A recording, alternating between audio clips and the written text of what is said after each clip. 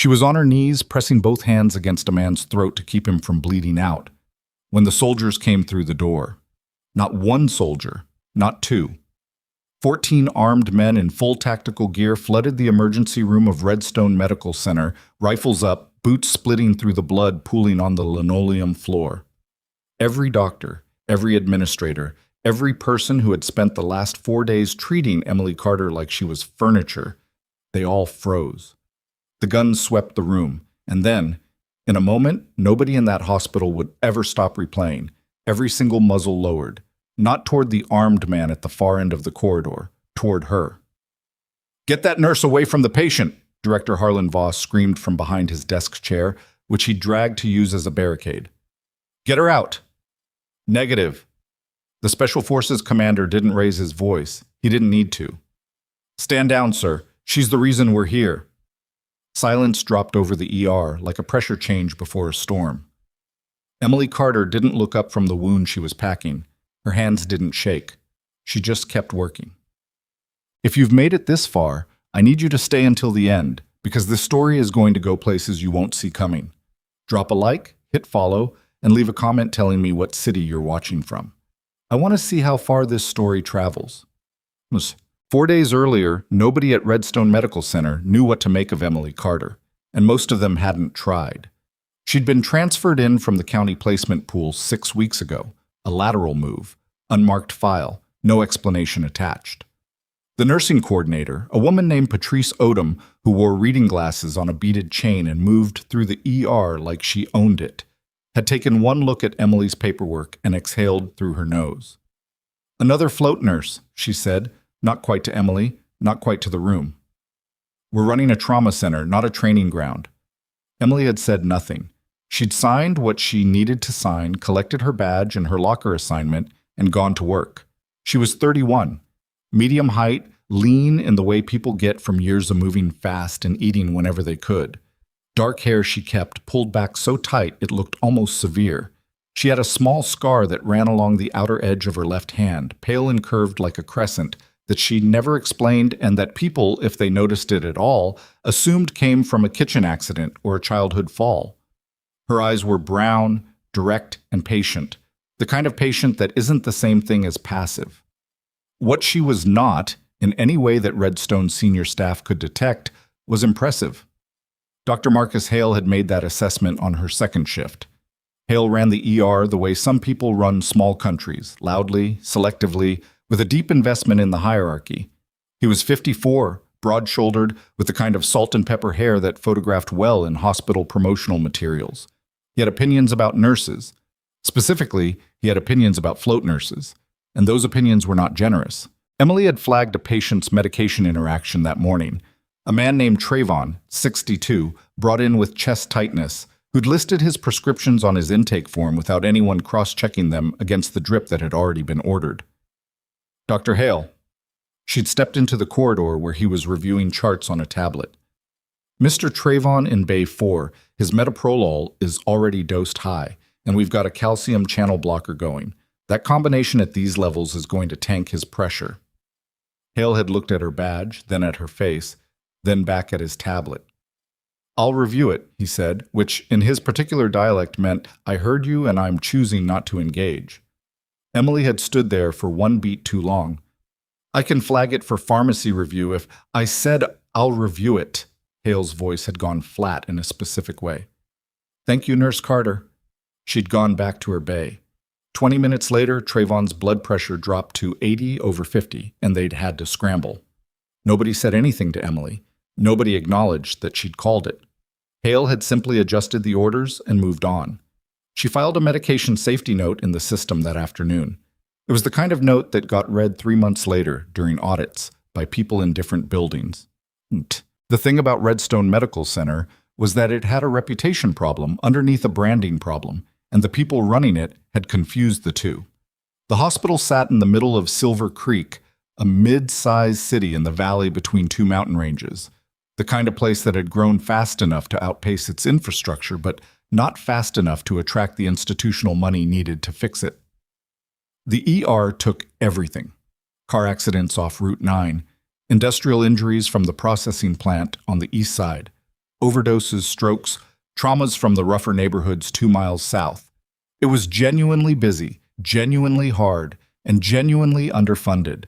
Director Harlan Voss had arrived 3 years ago with a turnaround plan and a set of PowerPoint slides that made the board feel optimistic. He'd cut costs, restructured departments, renegotiated contracts, and produced quarterly reports that showed improvement in 17 of 22 key metrics. What the reports didn't show, what Voss was careful to ensure they didn't show, was that 5 of those metrics had been redefined, and that the physical plant of the hospital had been quietly allowed to deteriorate while money was redirected toward a planned expansion wing that would bear Voss's name if it was ever built. Security was one of the things that had deteriorated. Emily had noticed it on her 3rd day. She noticed things in sequence, automatically, the way some people catalog exits when they enter a room without deciding to. The emergency department had 2 sets of exterior doors, the ambulance bay on the north side and a set of sliding glass doors on the west that faced the parking structure. Both were theoretically secured. Neither, on close examination, actually was. The North Bay doors had a sensor lock that worked in one direction. If you were coming in from outside, you needed a code. But the override panel on the interior wall had the cover plate slightly loose, the kind of loose that meant someone had been inside it recently and not fully closed it. The west doors had a badge reader, but the magnetic strip on the security door had been reprogrammed at some point, and the reset hadn't propagated to the reader correctly. Emily had tested it twice, gently, during slow moments between patients.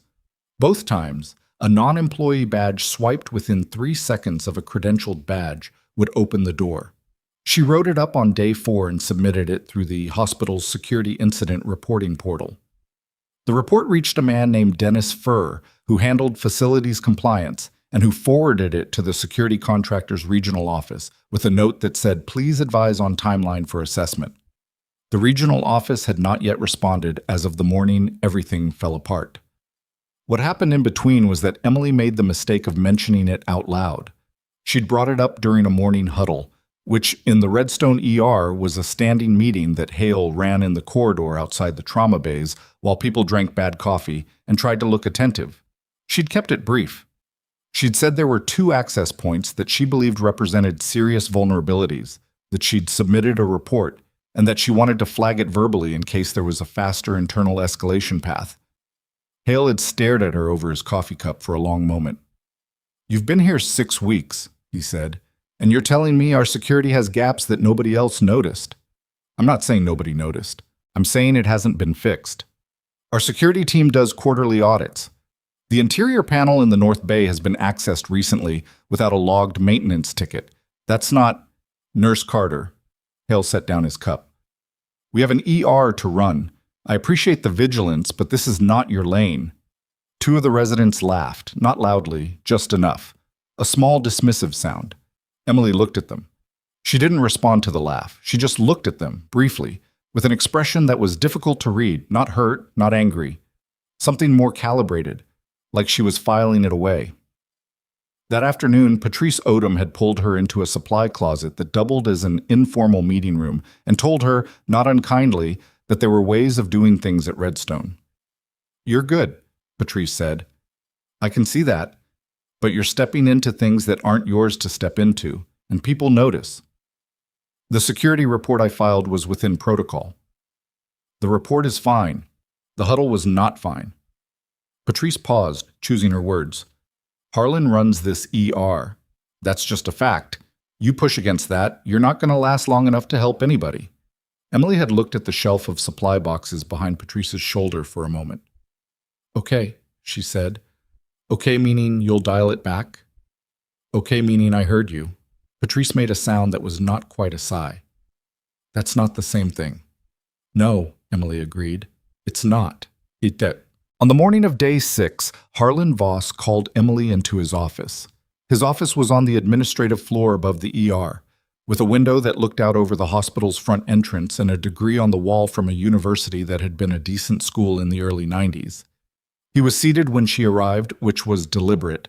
It meant she stood while he sat, a small staging choice that some people made unconsciously and some made very much on purpose.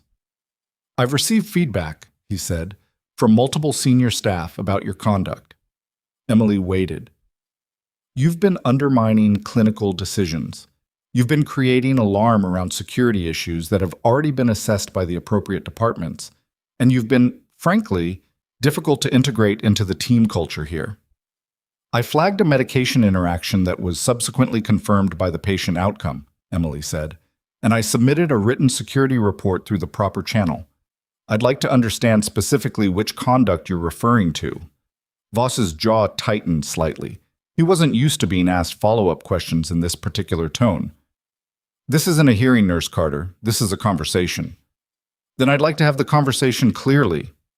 What I'm telling you, Voss said, and his voice dropped into the register of someone who had decided to stop being polite, is that this placement isn't working. I'm contacting the staffing pool today. You'll be reassigned.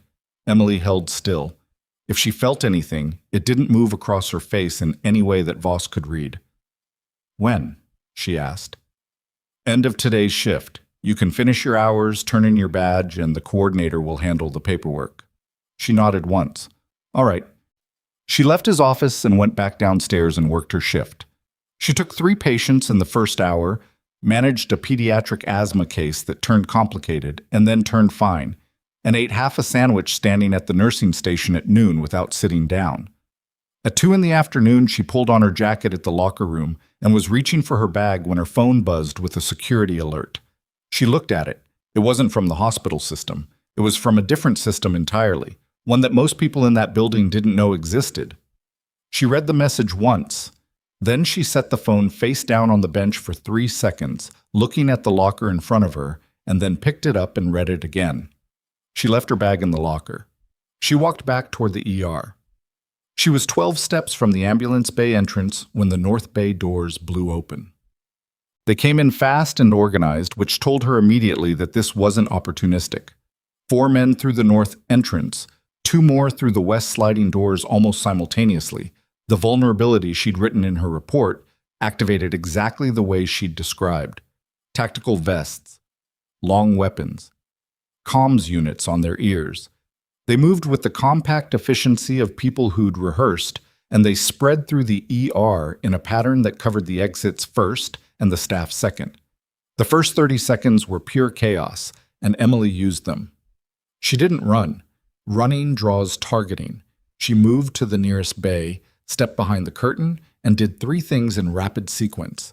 She located the exits from her current position relative to where the armed men had posted. She counted them. 6 visible, potentially more staging, and she assessed the patients still in the department.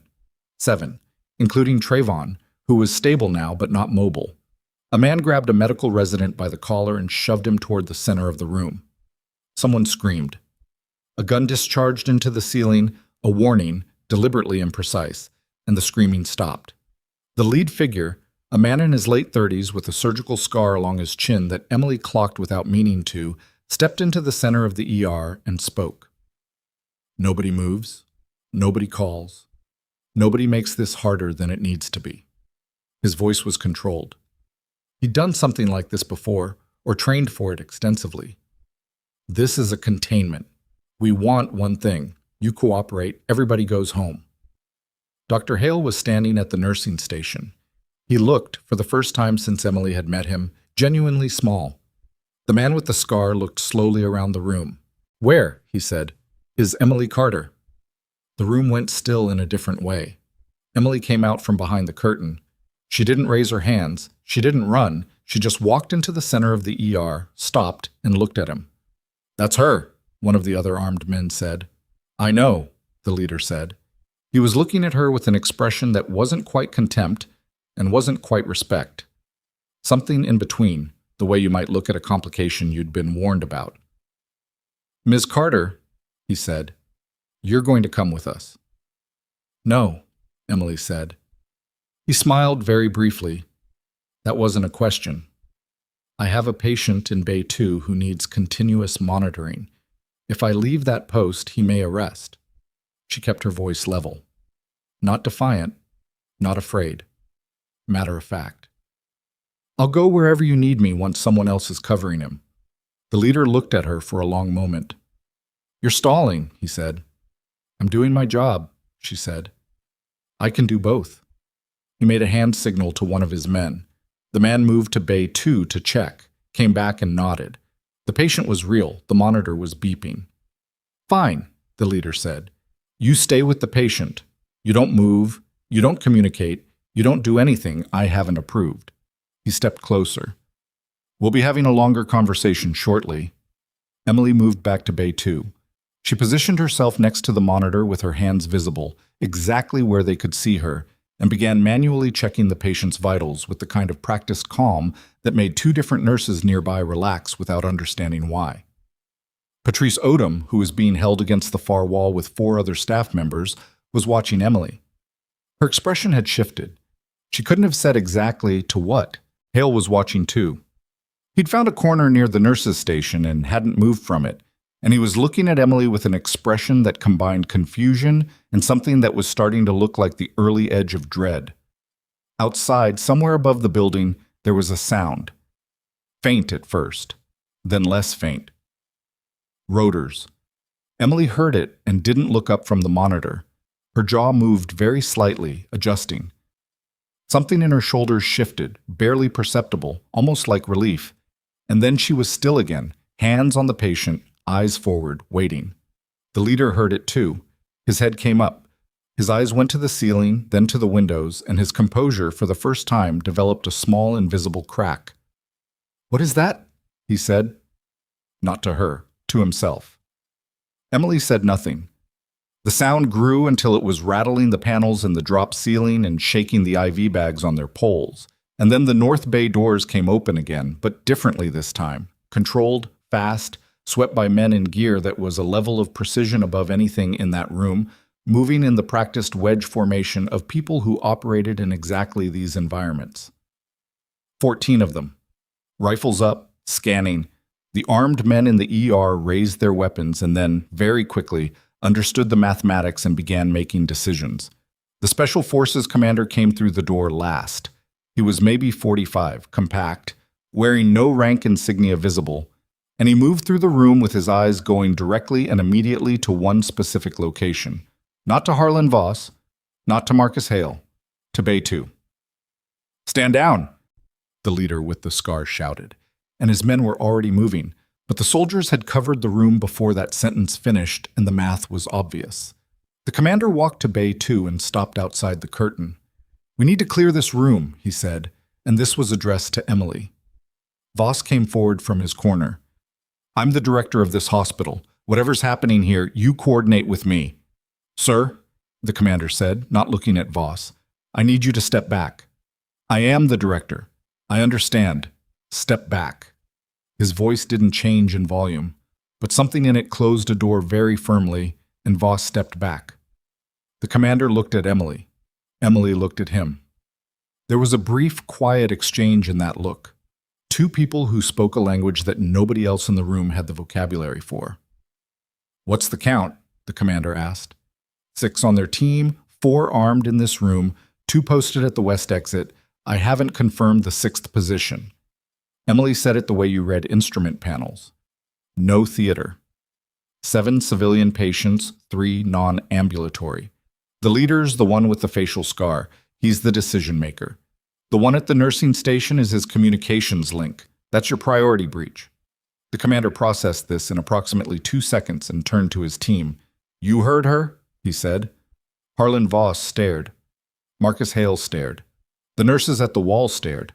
Emily turned back to her patient, whose blood pressure was drifting in a direction she didn't like, and reached for the medication kit on the tray beside her. The room erupted around her. Controlled professional chaos, the kind that had specific sounds and a specific cadence, and she worked through it, adjusting the drip rate, monitoring the waveform, keeping her hands steady while the world she'd been quietly navigating for 6 weeks rearranged itself around a truth nobody had bothered to ask about. Outside, the rotors were deafening.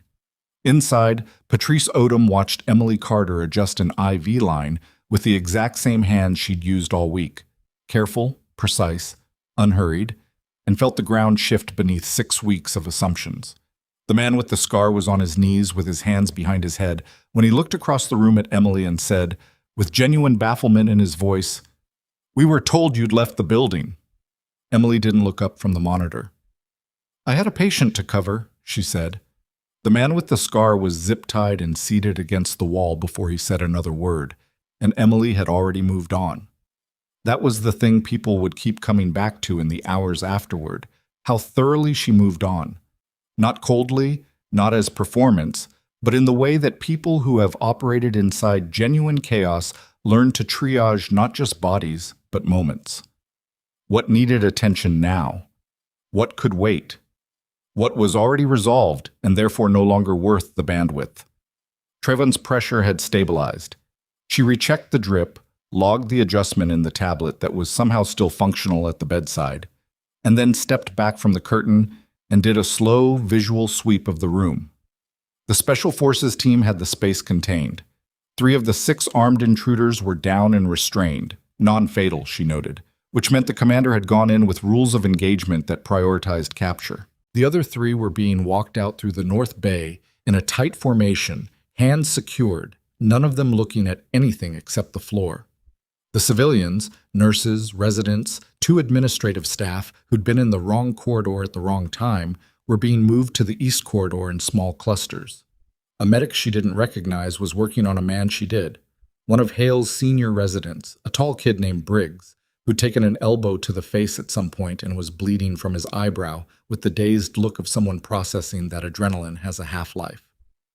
Hale himself was standing against the nurse's station, arms crossed tight over his chest, watching all of it with an expression that had moved past confusion into something raw and less composed.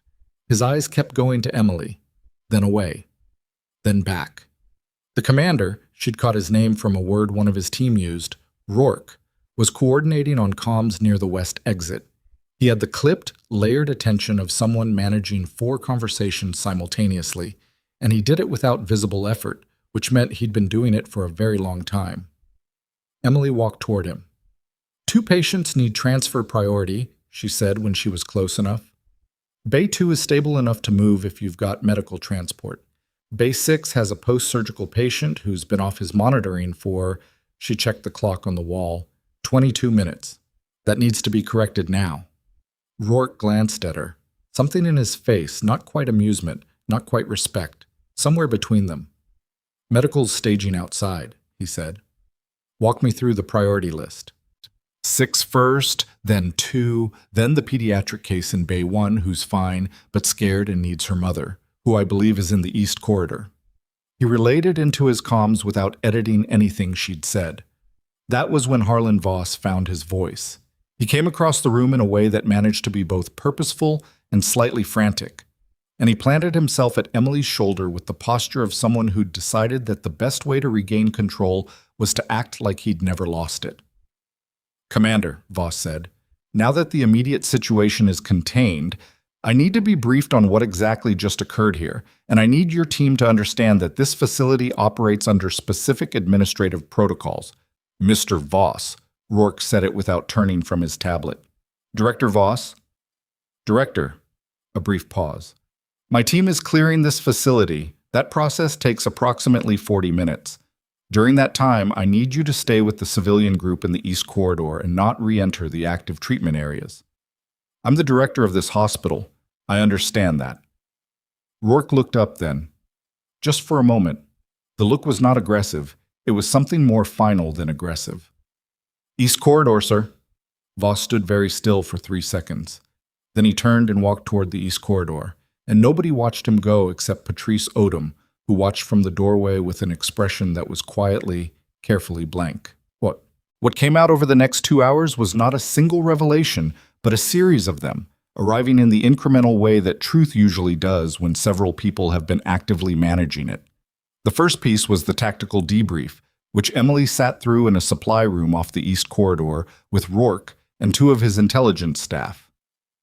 She recognized the format, the low table, the absence of recording equipment visible, the specific quality of attention that meant everything being said was being retained and indexed, whether or not it was written down. She'd sat in rooms like this before, on the other side of the table, and on this side, and in the chair at the end where the role was harder to name. They wanted her read on the 6 men. She gave it methodically. The leader's decision hierarchy, the communication structure she'd observed, The fact that two of the team had been covering internal camera positions rather than exits, which suggested they knew the hospital's layout and specifically knew where the security footage was routed. Inside information, Rourke said. Almost certainly. How confident? The West Door vulnerability I flagged 6 days ago hadn't been publicized. It was in an internal report that went to facilities compliance and one other recipient. They used that door as a secondary entry point. Someone gave them that information. Rourke looked at her for a moment without speaking. You put that in a written report? 6 days ago, submitted through the hospital's security portal. I have the confirmation receipt on my phone. He extended his hand, palm up. She unlocked her phone and placed it in his palm, and he passed it to the intelligence officer on his left without looking away from Emily. You also, he said, flagged it verbally in a team meeting. Yes, in front of approximately 9 people, including Dr. Hale and Director Voss, who subsequently initiated your removal from this facility. Emily looked at him steadily. Yes. The silence in the room had a particular quality. The intelligence officer was making notes. The second one, who hadn't spoken, was doing something on a secure device that Emily didn't look at directly because she understood that not looking was the appropriate choice. Lieutenant Carter, Rourke said. It was the first time in this conversation that he'd used the rank. I need to ask you directly, did you have any advance knowledge of this specific operation? I received an alert at 1403 that triggered a Level 2 notification under my reserve status, she said. It identified an active threat situation at this location. No other operational specifics. And you returned to the ER rather than evacuating. I had patience. He nodded. Not approving, not disapproving, filing it. Your service record is going to be made available to the federal investigators who will be here within the hour, he said. Is there anything in it you want me to be aware of before that happens? She considered the question seriously, which she would not have done if it were a simple question. 12 years, she said. Combat medical. 4 deployments, 2 with joint SOF units. The tactical evacuation protocols I developed for the Carvon operation were adopted as a standard framework in 2021. I left active service 14 months ago. Why? Personal reasons. He didn't push it. People who'd been in the work long enough knew which doors to open and which ones to leave closed. The reason my team came here, Rourke said, was not because of the hostage situation. That was a secondary response. The primary alert was triggered when your reserve notification was activated in the proximity of a known threat signature. You understand what that means? It means I was already flagged. It means, he said, that when you walked back into this building, about 17 systems noticed. Emily was quiet for a moment. Outside the supply room, the hospital was gradually becoming louder again in the specific way of aftermath. People finding their voices, machines being restarted, someone in the corridor asking for water. The inside contact, Emily said. You have a candidate? Rourke looked at her. We have a direction, he said. Nuts. The federal investigators arrived in 2 vehicles that parked illegally in the ambulance bay with the comfortable authority of agencies that don't worry about parking tickets. There were 4 of them, 2 from a federal task force whose acronym wasn't displayed on anything visible, and 2 who introduced themselves as being from the Inspector General's office and who carried the specific energy of people whose job is to look at the behavior of institutions rather than individuals. Emily watched them come through the North Bay from her position at the East Corridor entrance. She'd been told to stay available, which in operational language meant stay within the perimeter and don't disappear, which was fine. She didn't have anywhere to be. Patrice Odom sat down next to her on the bench outside the supply room. They sat in silence for a moment in the way of 2 people who have shared something and haven't yet processed what to do with it. How long? Patrice finally asked. Emily looked at her. 12 years, Emily said. Left active 14 months ago. Patrice absorbed this. She had the look of someone recalculating backward through a series of conversations and finding most of them sitting differently in retrospect. The medication flag on Trayvon, Patrice said. He would have coded. I know. Patrice's voice was flat. I know he would have. Another silence. A door opened somewhere and closed. I'm sorry, Patrice said. For the closet. For what I said about staying in your lane. Emily turned her head slightly toward her. You were being practical. I was managing up, Patrice said. There's a difference. Emily didn't argue with that because it was accurate.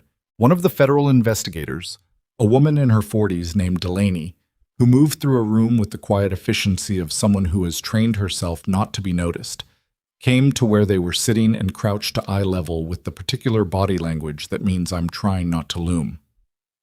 Ms. Carter, she said, we're going to need your formal statement in about 20 minutes. You comfortable with that? Yes. Is there anyone you want present? We can… No. Emily paused.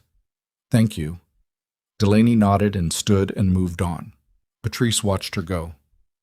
They're pulling records, Patrice said quietly. I can hear them in the administrative wing.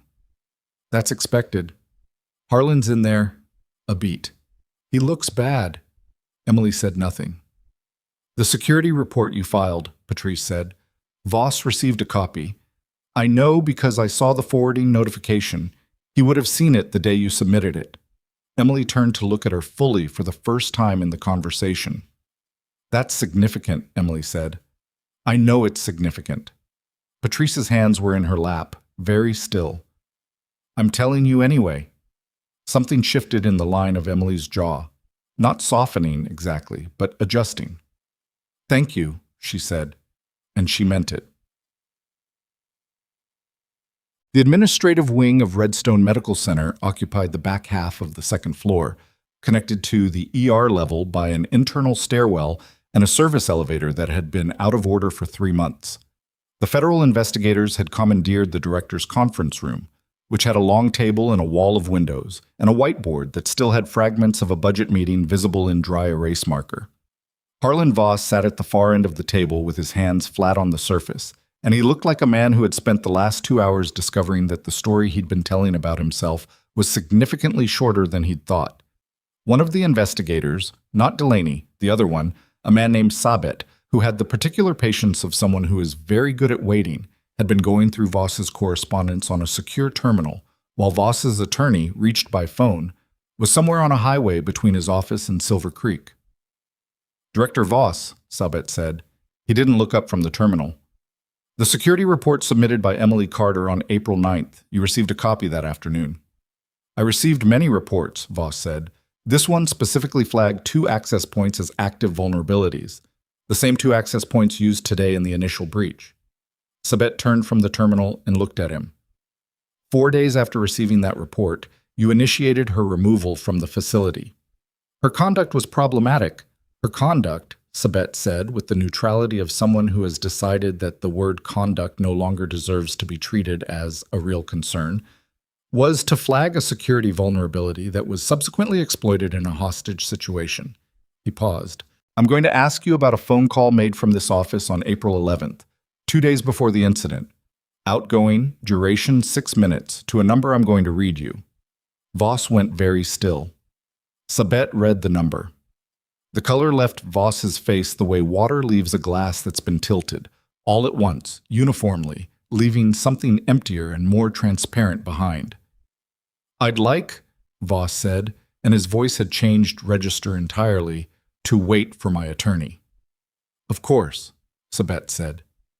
He set down the printout with the phone number on it, face up on the table in front of Voss, and went back to the terminal.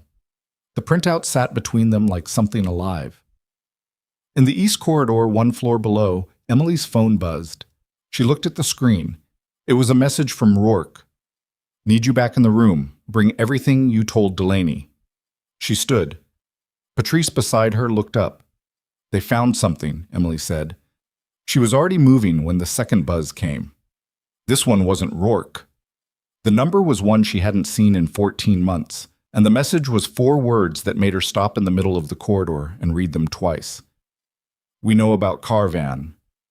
She stood there with the phone in her hand, the noise of the aftermath moving around her, nurses and investigators, and the distant sound of someone being interviewed.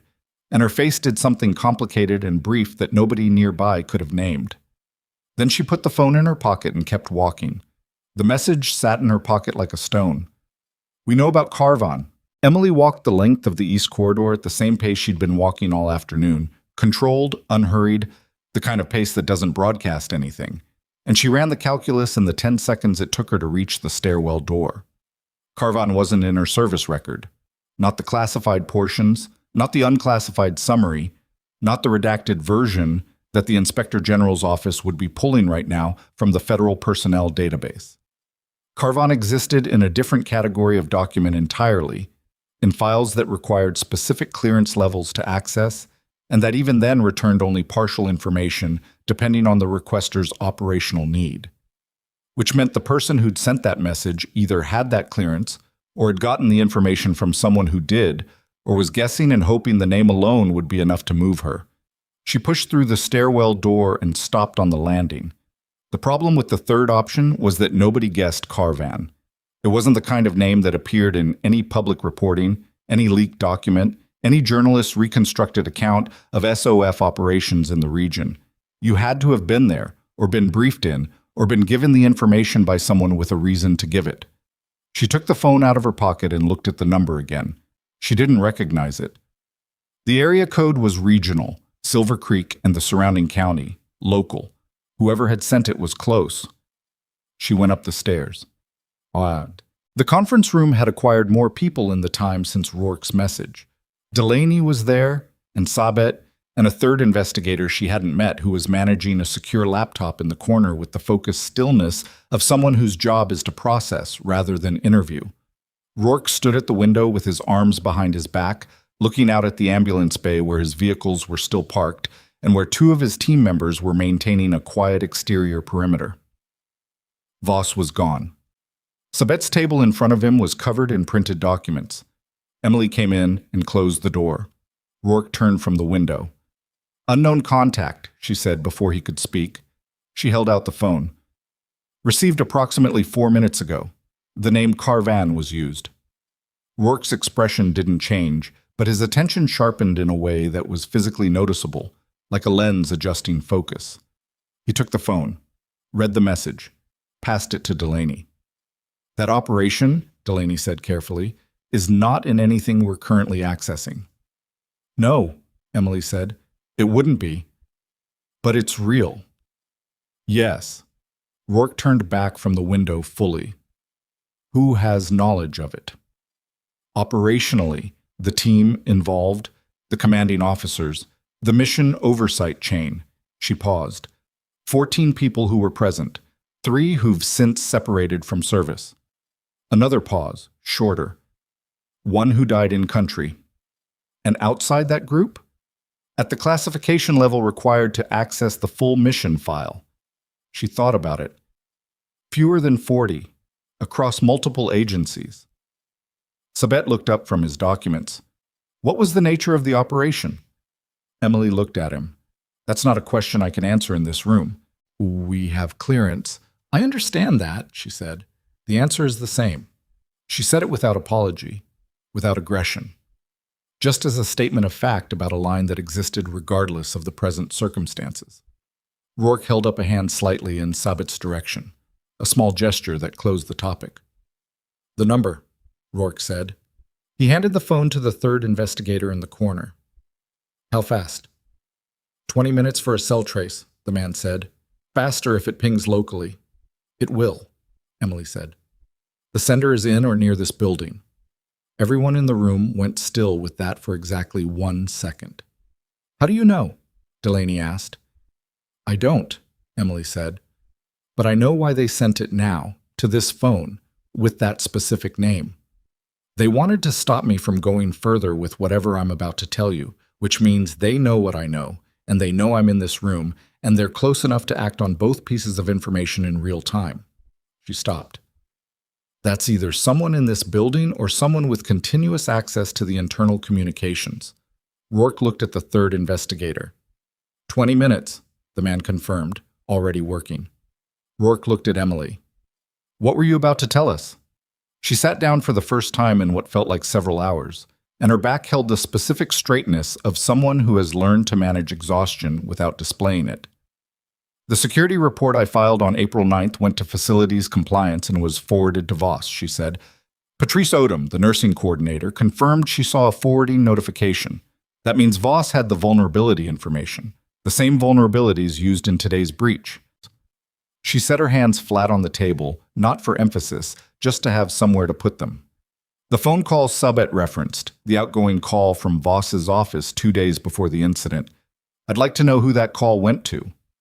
Sabet turned one of his printed pages around and slid it across the table to her.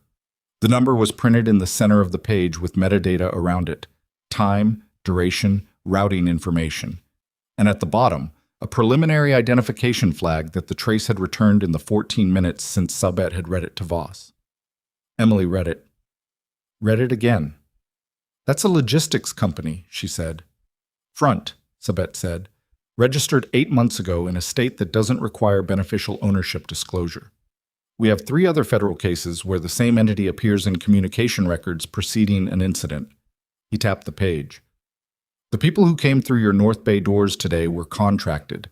This was not an ideological operation. Emily was very still. They were here for me, she said. Not a question. That's our current working theory, Delaney said.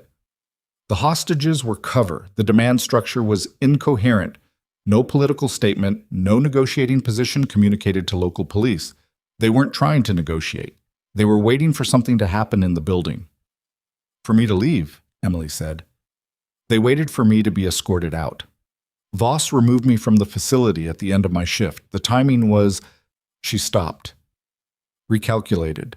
The way you recalculate when a variable you thought was incidental turns out to be load-bearing. He initiated my removal the same morning the breach happened. Your shift ended at 3, Delaney said. The breach happened at 2:47, Emily said. The room absorbed that. 13 minutes, Rourke said quietly. I went back in, Emily said. I wasn't supposed to be there. The operation went wrong for them the moment I didn't exit the building. She picked up the page with the phone number, set it back down. Someone told them I was still inside. Which, Rourke said, is information that would require access to hospital internal communications, specifically the staff movement logs, which update in real time through the badge system. Who has access to those logs? Delaney asked. Nobody in the room answered that question out loud because everyone in the room had arrived at the same answer at the same time, and it was sitting there between them in the specific silence of a thing that has just become a great deal more complicated. The badge system logs were accessed through a terminal in the security office on the ground floor, a room that Emily had noted on her second day. Small, poorly ventilated, with a monitor that was too bright and a rolling chair with a broken armrest. The regular security guard, a man named Otis who was 58 and had worked the hospital for 11 years, had been among the first staff moved to the East Corridor when the breach happened.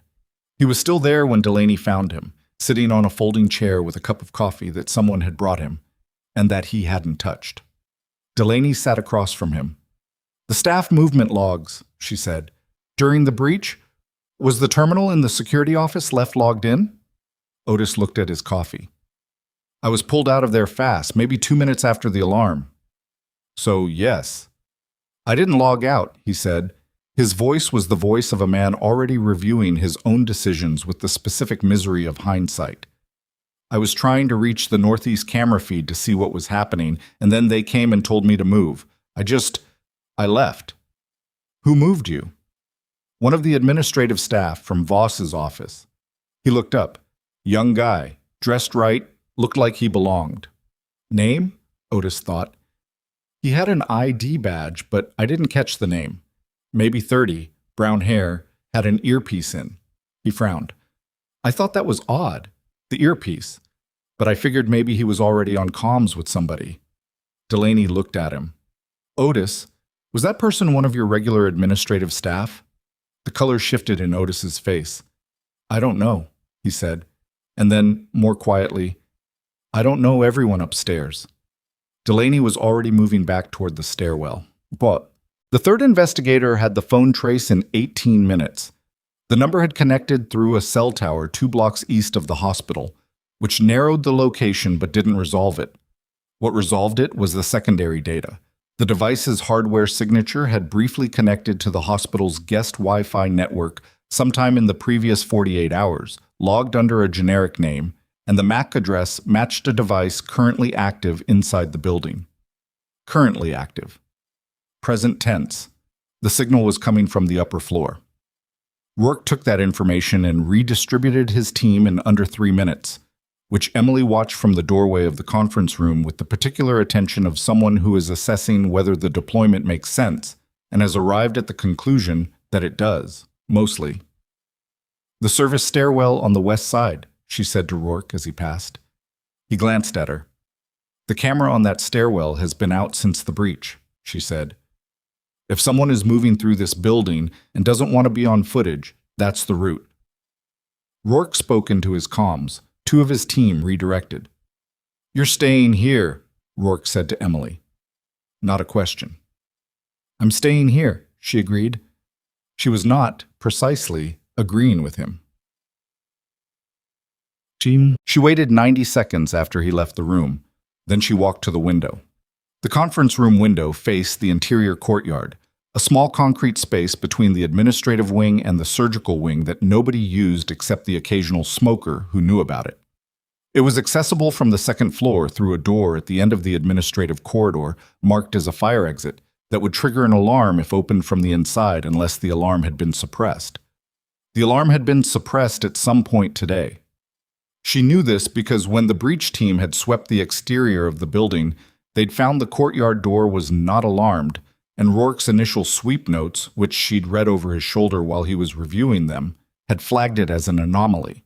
She wasn't looking at the door. She was looking at the person standing in the courtyard. He was maybe 30, brown hair, dressed in the standard clothing of someone administrative, and he was on a phone. From the window she couldn't hear anything, but she could read body language, and his body language was the specific tight posture of someone receiving bad news and adjusting their plan. He looked up. He and Emily looked at each other through the window for exactly the length of time it takes to understand that the situation has changed. He ran. She was through the conference room door before his second stride, down the corridor, past the door she wasn't supposed to use, into the stairwell, because the courtyard exit would be faster than the fire door, and she'd been measuring sight lines all day without meaning to.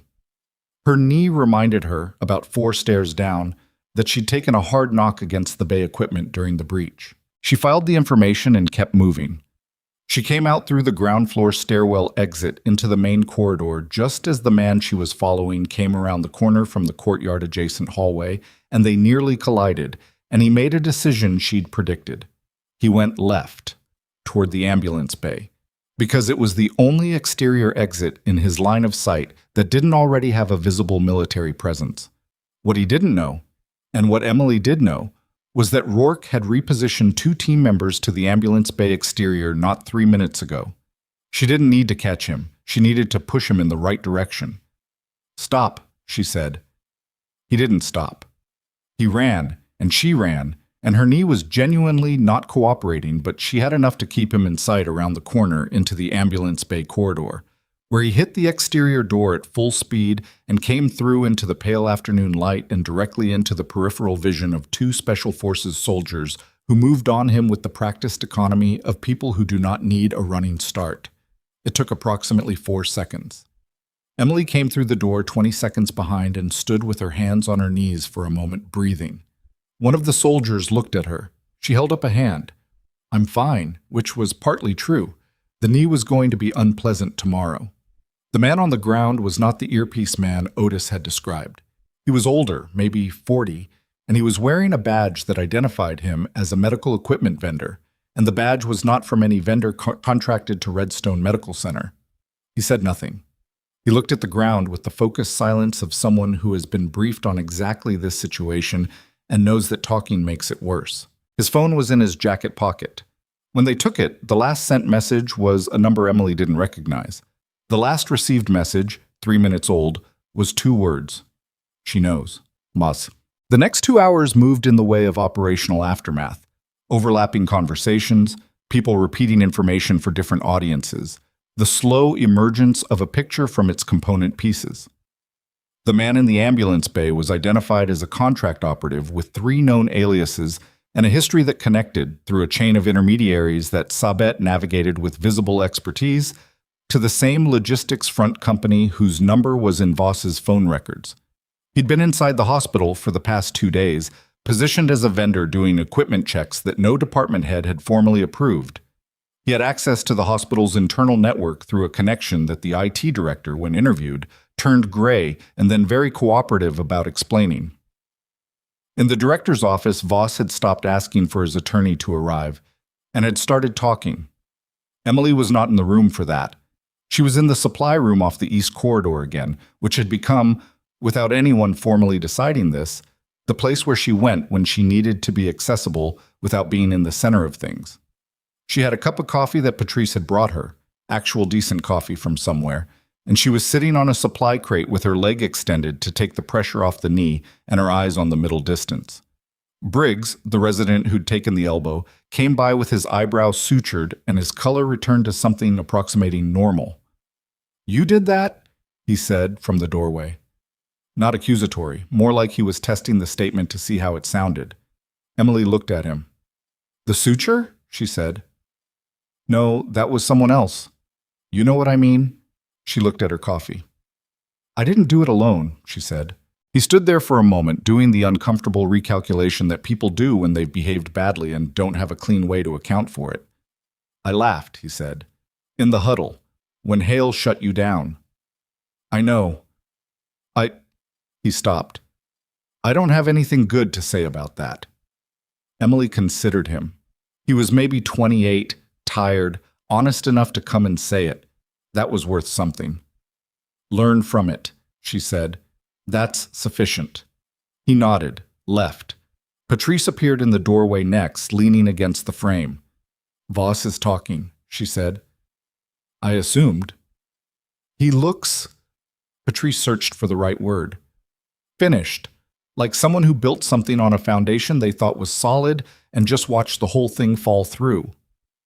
"Did he know what the operation was?" Emily asked. "From what I'm hearing through the walls, no. He knew someone wanted you out of the building. He didn't ask why, and he didn't want to know." Patrice's voice had the particular flatness of someone trying to decide how much contempt is appropriate. "He just needed someone to blame for the security report. Make it look like you were the problem. And when they offered him something in exchange—" "Don't tell me what they offered him," Emily said. Patrice stopped. "I don't need it," Emily said, "and I don't want to spend the next hour being angry about it." Patrice was quiet for a moment. "Fair," she said. Rourke found her 40 minutes later. He came in without knocking, which was consistent with how he moved through all spaces, and he sat down on the crate across from her, which was not something she'd seen him do in any of their previous interactions. He looked tired. Not dramatically tired, but the kind of tired that comes from sustained, high-functioning attention over many hours, a fatigue that lives behind the eyes rather than on the surface. "The contact who sent you the message," he said. "We've got a location." Emily sat up slightly. "He's not in custody," Rourke said, and his voice had something in it that she identified after a moment as careful. "He made one additional communication after we picked up your ambulance bay contact, and then he went dark. The trace puts his last known position about 6 blocks from here." "Who is he?" Rourke looked at her directly.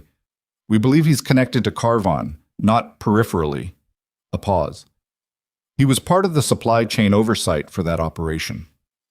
After it concluded, he separated from service under circumstances that are," Rourke chose his word carefully, "reviewed."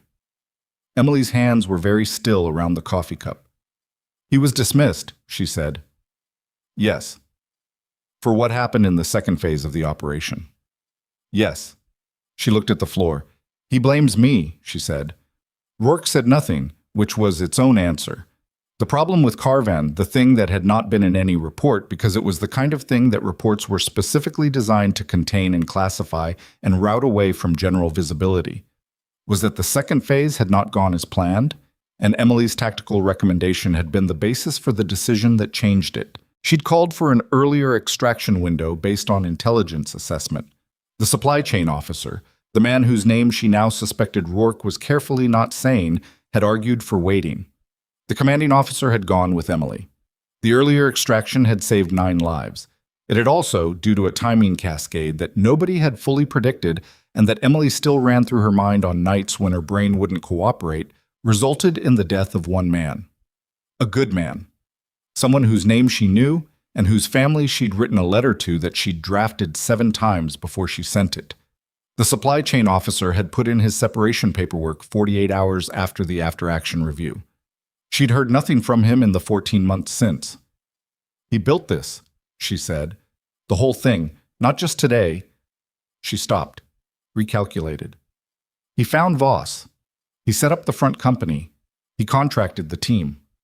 She put the coffee cup down on a nearby shelf. This was structured around me specifically. The hospital wasn't a target. It was the location they knew I'd be in. Which means someone told him you were here, Rourke said, at this specific facility. Emily was very quiet. He had to have been watching, she said. For a long time. We think approximately 6 weeks, since before her transfer, since the placement pool assignment that had no explanation attached to it. The transfer request, Emily said slowly. For this placement, I didn't request it. The pool coordinator told me I was flagged for a county float, but I never... She stopped. I never asked for it. Rourke's jaw moved. We're looking at the placement system, he said. She closed her eyes for exactly 3 seconds. When she opened them, her expression was the same as it had been, but something underneath it had shifted, a small and private adjustment to a new understanding of how far back this had started. He put me here, she said, specifically, so he could put me in a position where someone else would move me out at the right moment. And when it didn't execute cleanly, he sent the message, she said, to stop me from going further in there. She gestured generally toward the conference room. Because if I gave you Carvan, you'd start looking at who else had operational knowledge, and the chain would run straight to him. Rourke was quiet for a moment. Lieutenant Carter, he said, I need to ask you something, and I need you to answer it straight. All right. Is there anything in what happened at Carvan that you believe should have been handled differently? She looked at him for a long time. Yes, she said. He waited. I should have documented my dissent more formally before the command decision was finalized. I made the recommendation verbally in a high-pressure window, and when the CO went with it, I moved straight to execution. She looked at her hands. There was a man who deserved a slower process, more recorded deliberation. He got a fast call instead. Your recommendation saved 9 people. 10, she said, but 1 didn't come home. The supply room was very quiet. Somewhere above them, the federal investigators were still working through Voss's files. Somewhere 6 blocks east, a man who'd built a year-long operation around grief and blame was either running or waiting. I need to be part of the conversation about apprehending him, Emily said. That's not standard. He knows Carvan. He knows operational details that can't be processed in a standard apprehension without risk of disclosure in an uncontrolled setting. She kept her voice level. I'm not asking to be on the team. I'm asking to be available for consultation during the approach. Rourke studied her. Consultation, he said. Inside a vehicle, outside the perimeter.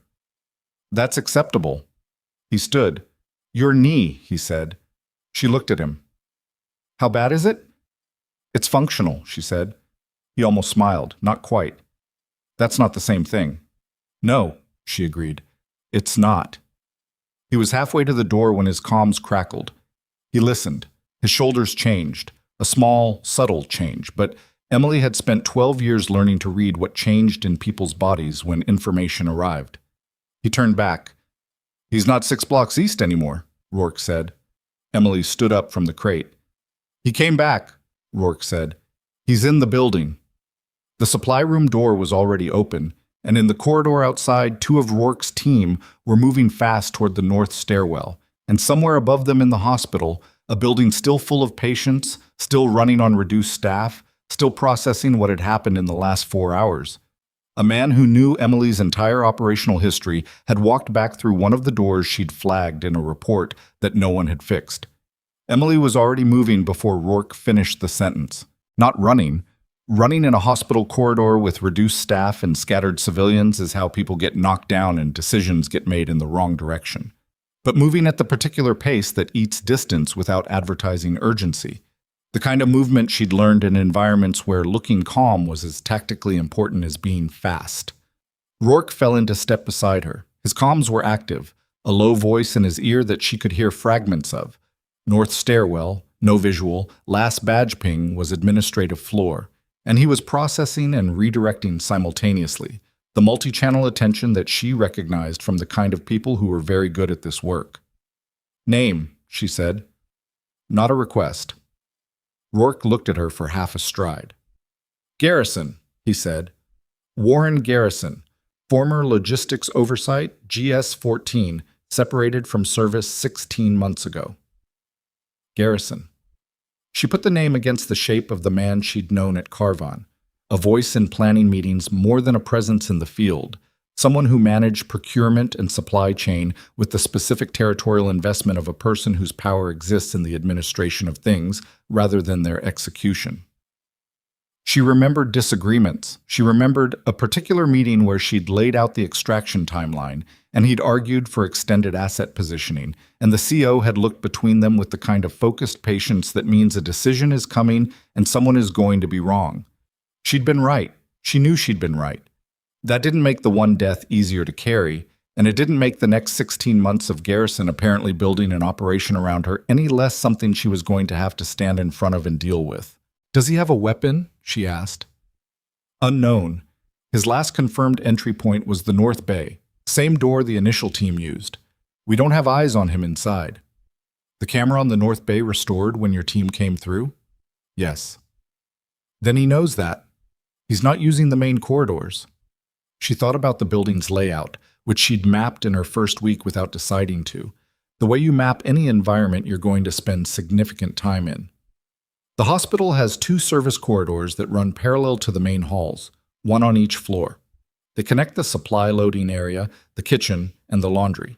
Staff use them for equipment transport. They're not on the standard camera grid. Rourke spoke into his comms. She heard the redirection go out. If he's coming for me specifically, Emily said, he's not going to the administrative floor. He's going somewhere he thinks I'll be. We put you in the supply room off East Corridor. That's not classified, but it's also not broadcast. Who knew I was there? Delaney, Sabet, Patrice Odom, Briggs. Not Briggs, she said.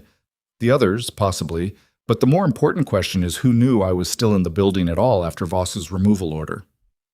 Garrison would have known. If he had access to the badge system through the vendor operative, he'd have seen my badge activate in the ER after I was supposed to leave, Emily said. He'd know the operation went sideways. She paused at the junction of the East Corridor and the main hall, looked both directions. He came back because he wants to finish it, not the contracted team. They're done. Him, personally. Rourke was quiet for one step. That changes his risk calculus, he said. He's not calculating anymore, Emily said. That's what coming back means. The planning phase is over. They found the first sign of him in the service corridor on the ground floor. A door that should have been latched was standing 2 inches open, the kind of gap you leave when you're moving through a space quickly and you're focused on what's ahead rather than what's behind. One of Rourke's team, a compact woman named Vasquez who moved with the efficient quietness of someone who'd spent years in environments that rewarded silence, came over comms to confirm a partial footprint in a wet patch near the laundry room entrance. Recent. Heading north. The north end of the service corridor connected to the back of the ER's trauma bay wing through a utility access door that was supposed to require a staff keycard. Emily had noted on her second day that the reader was the same model as the ones in the main corridors, same manufacturer, same programming vulnerability, same 3-second bypass window if you knew what you were doing. She'd put that in her report too. He's going into the ER, she said. Rourke heard it at the same moment from Vasquez. He gave 3 rapid instructions into his comms, and then looked at Emily with the expression of a man who is about to say something he already knows the answer to. Stay here, he said. There are patients in the ER, she said. Trayvon is still in Bay 2. The post-surgical case in Bay 6 hasn't been cleared for transfer. My team can manage. Your team knows tactics. I know which patients can be moved fast and which ones can't. If he gets into that room and uses a patient as leverage, you need someone there who can make medical calls in real time. She looked at him directly. I'm not asking to confront him. I'm asking to manage the patients while your team manages him. Rourke held for 3 seconds, the exact length of a practical assessment. You stay behind the team, he said. Behind. If I tell you to get down, you're down. Understood. I mean it. I know you mean it, she said. The ER was not empty. It had been partially cleared, but partially was the operative word. 3 patients remained in the bay wing: Trayvon, the post-surgical patient whose name was Dora Alvarez, 67, and a teenager named Marcus, who'd been brought in with a broken wrist before any of this started, and had been largely forgotten about in a side bay since. A nurse named Colton, one of the few remaining after the emergency redeployment, was managing all 3 with the stretched focus of someone covering more ground than one person should.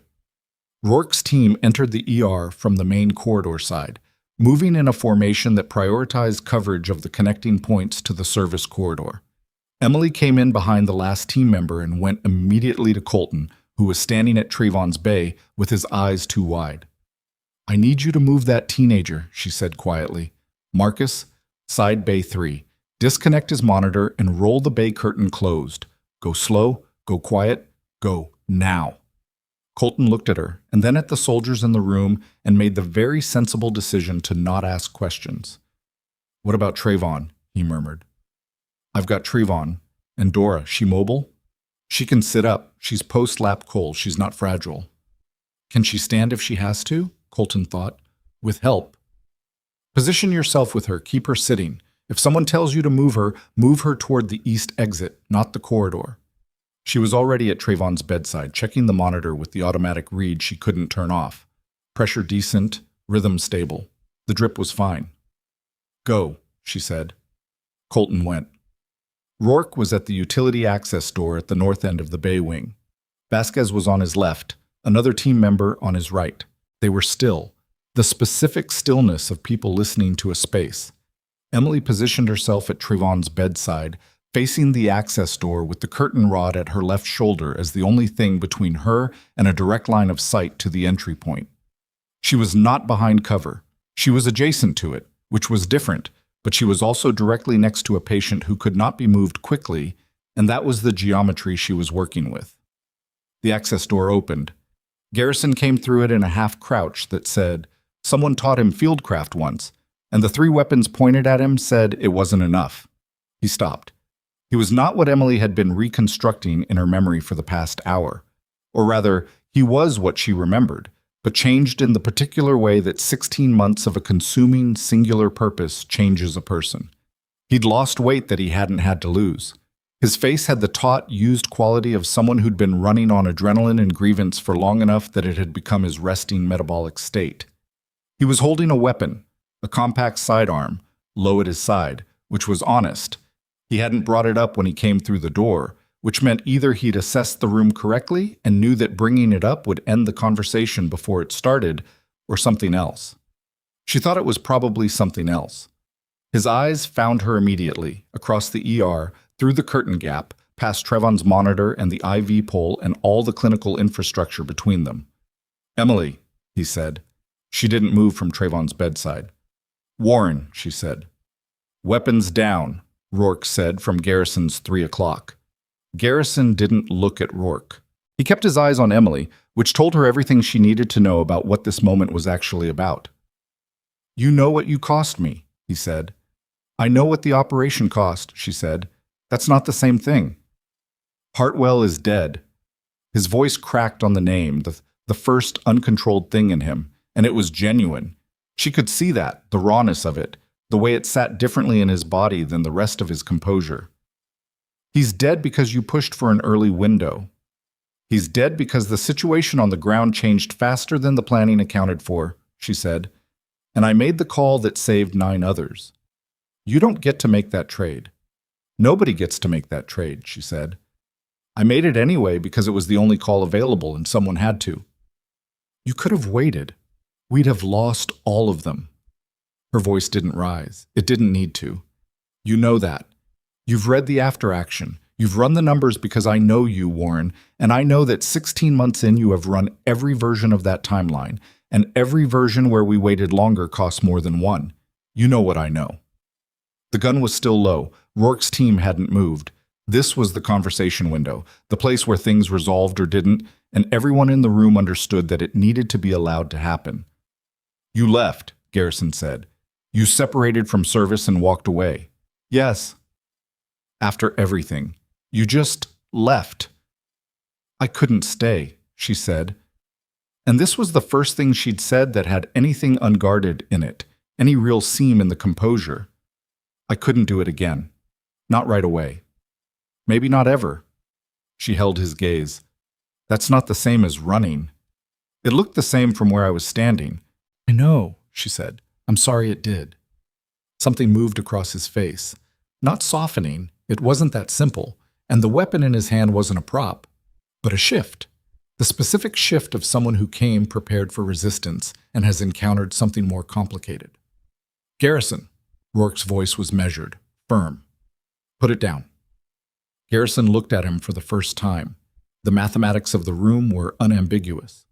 3 weapons on him from multiple angles, patience in the space, no exit that wasn't covered. He'd been in enough operational planning to read a room. He put the gun on the floor. He straightened. He looked at Emily one more time, and whatever the look contained was too layered to reduce, and then Vasquez was moving and the gun was secured and Garrison's hands were being positioned with the efficient professionalism of people who'd done this before. Emily stood at Traven's bedside with her hands at her sides and watched it happen. Her knee was genuinely bad. She was going to need to deal with that soon. What followed was not clean, because nothing about it was clean, and anyone who was hoping for clean had arrived at the wrong story. Garrison was processed through federal custody with the particular administrative thoroughness that applies when the charge sheet includes conspiracy to commit kidnapping, procurement of contracted violence, unauthorized access to classified operational details, and a list of supplementary charges that Sabet's team had been building for the past 3 hours. He was read his rights in the ambulance bay by a federal marshal who'd driven in from the regional office and who had the brisk, effectless manner of someone for whom this was a Tuesday. Emily watched from the bay doors. Not closely. She was sitting on the step, her leg extended, and she was watching in the way of someone who needs to see a thing fully in order to file it properly in the part of the mind that processes finished events. Patrice came and sat beside her without being asked. His attorney's going to argue diminished capacity, Patrice said.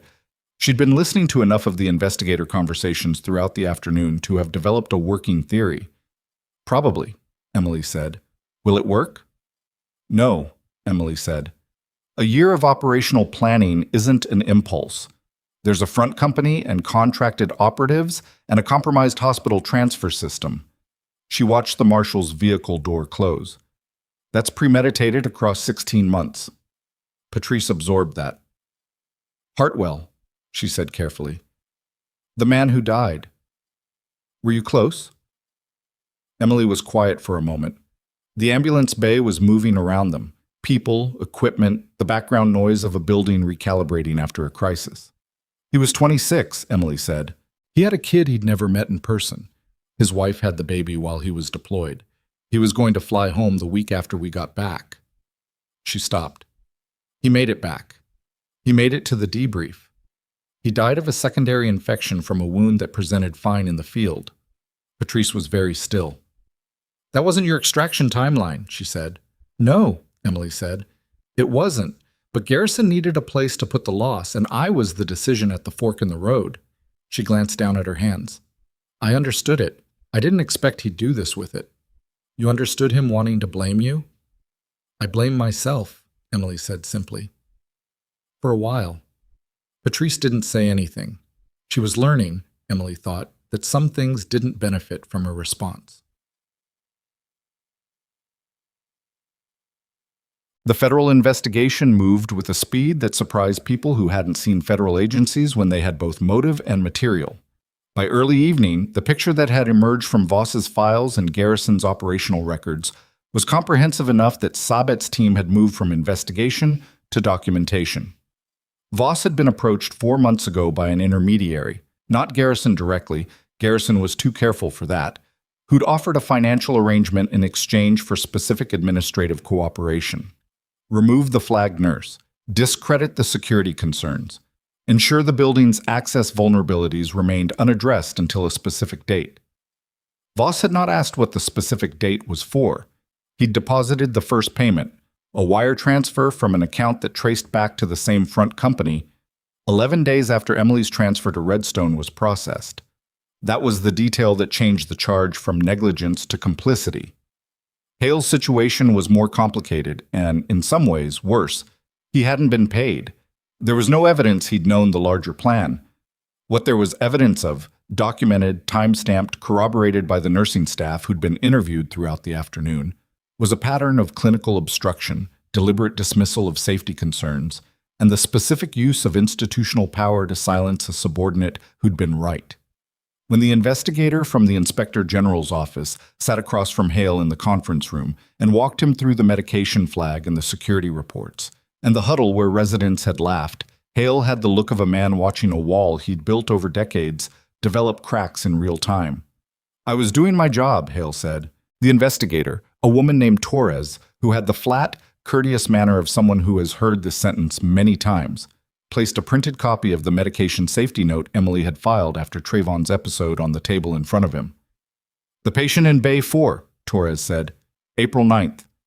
Your notes show you reviewed the case after the adverse event and updated the orders." "Yes." "Your notes don't acknowledge the prior flag filed by Nurse Carter." "I addressed it." "Dr. Hale, she filed a note at 14:20 flagging the interaction. You updated the orders at 15:04 following the adverse event. Is there documentation of your review of her flag before the patient's pressure dropped?" A silence. "I intended to review it," Hale said. Torres let that sit without commenting on it, which was more devastating than any response would have been. Emily was called back to the conference room at 7 in the evening for what Delaney described as a final clarifying session, which turned out to mean sitting at the table while 3 different investigators cross-referenced her account against the material they'd gathered and occasionally asked questions that were more confirmations than inquiries. She answered everything. She answered the questions about the security report calmly and precisely. She answered the questions about Garrison and the operational context of Carvon as far as she could without crossing classification lines. And when she reached those lines, she said so directly, and the investigators noted it and moved on without pushing. She answered the question about why she'd returned to the ER after Voss's removal order with the same answer she'd given Rourke. She had patience. At one point, Sabet looked up from a document and said, almost as an aside, "You knew coming back in that you were potentially walking into an active threat situation." "I knew there was a threat notification," she said. "I didn't know the specifics." "But you had an assessment." "Yes." "And you went in anyway." There were patients, she said, for what felt like the 14th time, which she understood was partly why people kept asking. They were looking for another reason, a more dramatic one, and there wasn't one. The session ran 90 minutes. At the end of it, Delaney closed her notebook and looked at Emily with the particular directness of someone who has arrived at a conclusion and is choosing how to state it. "Your record is going to be formally cited in this investigation," Delaney said. "Not as a subject, as a material factor in the resolution of the incident." Emily nodded. "The security reports you filed will be central to the case against Voss," Delaney continued. "Your tactical assessment during the breach will be included in the SOF after-action documentation, and your identification of the inside contact," she paused, "was the move that broke the operational chain before Garrison could execute whatever the secondary plan was." Emily looked at her. "We don't know what the secondary plan was," Emily said. "No," Delaney said, "we don't. His operational files are still being processed. We have a significant amount of encrypted material that's going to take time." She paused. "I want you to know that we're aware of that gap." It was the careful way she said it that registered. "You think there's another component," Emily said. "I think a man who spent 16 months building an infrastructure around one objective probably planned for contingencies," Delaney said. The room went quiet. "He came back to the building," Emily said, "not for the first time, but now with a different weight attached to it." After the contracted team was contained, after his inside contact was picked up, he came back. Yes. That's not contingency behavior, Emily said slowly. That's not someone adapting a plan. That's someone executing a terminal move. She looked at the table, then at Delaney. He came back to make sure I saw him, not to escape. He knew he wasn't escaping. Delaney was very still. He wanted to be in custody, Emily said. Why would he want to be in federal custody with... She stopped. She thought about the encrypted files.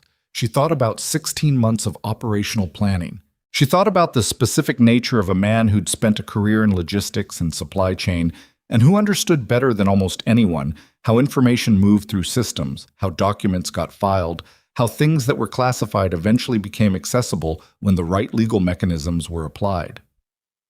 She thought about what a man who wanted to be in federal custody might have filed through appropriate legal channels in anticipation of the proceedings that would follow. He has documentation, she said. Delaney looked at her. About Carvan, Emily said. Whatever he believes the documentation shows, he's filed it somewhere, probably with a legal representative, set to be released under specific conditions. She felt the shape of it assembling. Being in custody is the trigger. The legal proceedings are the mechanism. Whatever he thinks he has about that operation, he's designed this so it becomes part of the federal record. The silence in the conference room had changed quality. We need to talk to his attorney, Delaney said. He's had 16 months, Emily said. Whatever he's prepared, it's already in position. Delaney reached for her phone. Emily sat back in her chair and looked at the ceiling for a moment, and the thing she felt was not fear. She'd done nothing at Carvan that she couldn't stand behind, even the things that were hard to stand behind, but a specific exhaustion at the understanding that the ground she'd thought was stabilizing was about to shift again. Through the conference room window, the ambulance bay was quieter now. The federal vehicles were down to 2. Garrison's transport was long gone. Her phone buzzed on the table beside her. It wasn't a number this time. It was a document notification from a federal legal filing system, the kind of automated alert that went to persons named in a filed document as material subjects. She picked up the phone and looked at the notification. Her name. Garrison's name as the filer. A federal district court docket number, filed 2 weeks ago, set for automatic release upon Garrison's entrance into federal custody, and beneath the case summary, a document title that contained 4 words she recognized and 1 she didn't expect. Operation Carvan, Supplementary Evidence, Carter Authorization Discrepancy. She set the phone on the table face down with the steady hands of someone who has learned that the moment of stillness before a storm is not wasted time. Delaney, she said. Delaney looked up from her own phone. He filed something 2 weeks ago, Emily said. It's already active. Delaney read the document title on Emily's phone and was on her own phone within 30 seconds, speaking to someone in the federal district court's records office, with the clipped authority of a person who does not wait for office hours to mean something. Emily sat with her hands flat on the table and let the information settle. Authorization discrepancy. She turned the phrase over. In the operational language she knew, a discrepancy in authorization meant a gap between what was documented as approved and what was actually executed. It was the kind of language that sounded procedural and was actually a grenade, the kind of thing that in a federal proceeding could reframe an entire event depending on what the documentation showed and what it didn't. She knew what had happened at Carvan. She knew it the way you know things you've rebuilt from the ground up in the dark hours of many nights, when the brain won't leave something alone and keeps running the scenario until every variable is accounted for. The extraction call had been hers. The commanding officer had approved it. She had documentation of the verbal approval.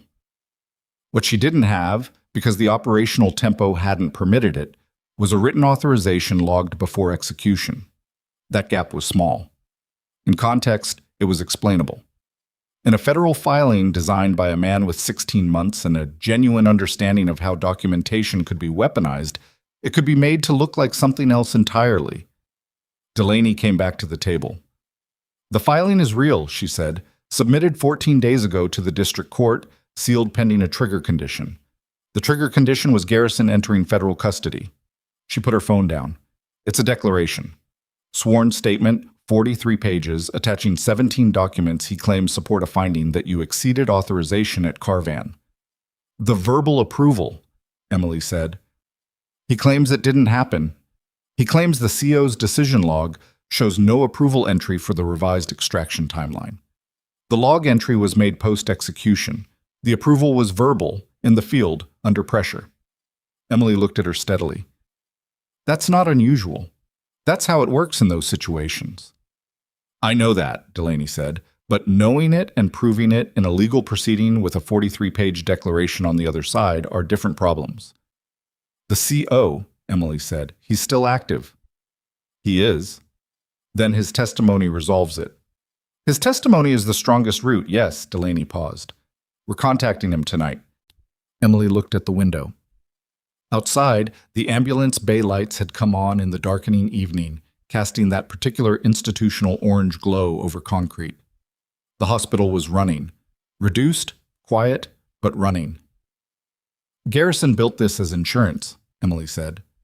Not because he thought it would destroy me, because he wanted it in the record. He wanted Carvan in a federal document somewhere. She thought about that. He wanted Hartwell's name in a federal document. He wanted it to matter officially. Delaney was quiet. That's... She stopped, started again. That's grief, she said. Yes, Emily said. It is. It just doesn't make what he did to this hospital and these people acceptable. No, Delaney agreed. It doesn't. They sat with that for a moment. Outside the conference room, Sabet was on the phone. The third investigator was still processing files. The building was winding down around the investigation like a tide going out. I want to see the declaration, Emily said. Delaney looked at her. I have the right to review it. It names me as a subject. A beat. I'll need to get clearance for the classified attachments. Then the unclassified portions tonight. The rest can wait for the formal process.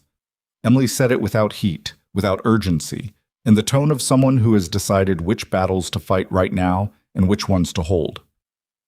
I'm not going anywhere. Work found her in the East Corridor at 9:47, sitting on the same bench she'd shared with Patrice hours ago, reading through the unclassified sections of Garrison's declaration on a secured tablet that Delaney had arranged. He sat down beside her. She kept reading for another 2 minutes, finishing the section, and then set the tablet on her knee. The CO, she said. Morrow. Did you reach him? He's en route, Rourke said. He was in the field. He'll be stateside in approximately 11 hours. He'll confirm the verbal approval. He already confirmed it by phone, Rourke said. We have a recorded statement. It's preliminary, but it's in the record. Emily absorbed that. It was the first uncomplicated good piece of information in several hours, and she let herself feel it, briefly, before filing it with everything else. Garrison's declaration, she said. He spent 16 months on this. Yes. Did he have anyone helping him in the document construction? We think a former colleague, separated around the same time, different circumstances. Rourke's hands were on his thighs, relaxed in the way of someone who has been operating on high attention for many hours and is now in a mode that requires less. We're tracing the correspondence now. The document is actually well constructed, Emily said. She wasn't being generous, she was being accurate. He understood what to look for. He found every gap in the paper trail and built a coherent narrative around the gaps. She looked at the tablet. If Morrow hadn't been reachable, this would have created a real problem. But he is reachable. He is, she said. This time. The corridor was quiet. Somewhere deeper in the building, a monitor beeped in a rhythm that indicated everything was fine. Garrison wasn't wrong that something real happened, Emily said. She said it to the wall in front of her, not to Rourke. Hartwell died. That's a real thing. It happened on a timeline that I called. The grief is real. She paused. He just spent 16 months building a weapon out of it and pointed it at a hospital full of people who had nothing to do with any of it. Rourke said nothing. I keep trying to find the line, she said, between grief that's legitimate and action that isn't, between someone who deserves understanding and someone who needs to face what they've done. She looked at her hands. I don't think those are mutually exclusive. No, Rourke said. "They're not." "Garrison's going to get both," she said. "Understanding and consequences. That's the right outcome." "And Voss?" Emily considered. "Voss gets consequences and whatever he does with them privately." Her voice had less warmth on Voss. Garrison had a reason, even if the reason curdled into something unacceptable. Voss took a payment and didn't ask what it was for. That's a different category of choice. Rourke looked at her sideways. "You're remarkably calm about all of this." "I'm exhausted," she said. "That's different from calm." He made a sound that was almost a laugh. "Your knee," he said. "Tomorrow's problem." "Your CO is going to recommend a formal commendation for today," he said. "Your reserve status means it goes through specific channels, but it's going to happen." Emily looked at him. "I didn't do this for a commendation." "I know," he said. "They're doing it anyway." She looked back at the wall. "Tell Morrow thank you," she said, "for picking up." The night moved through the hospital in the way nights do in institutions that don't stop. Slower, quieter, but continuous. Trevin was transferred to a monitored room on the second floor at 11. He was sitting up when the transport team came, and he'd been told by Colton some version of what had happened. He'd asked to see Emily before he was moved. She came to his bay. He looked at her from the bed with the complicated expression of a man who has been frightened and is now on the other side of it and processing. "They tell me you called it," he said. "Last week, the medication thing." "The drip interaction," she said. "Yes." "And today you—" He gestured vaguely at the room, at the remnants of the afternoon's events. "I did my job," she said, "which is what I was hired to do." He looked at her for a moment. "I want to say thank you," he said, "but it feels small." "It's not small," Emily said. "Thank you is exactly right." He nodded. His hands were shaking slightly, she noticed, not from medical instability, but from the ordinary physical aftermath of sustained stress. She adjusted his blanket without making it a thing. "You're going to be fine," she said. "Your heart is good. The pressure is stable. You'll be home by the end of the week." "My daughter's been calling," he said, "every 20 minutes. "Call her back," Emily said.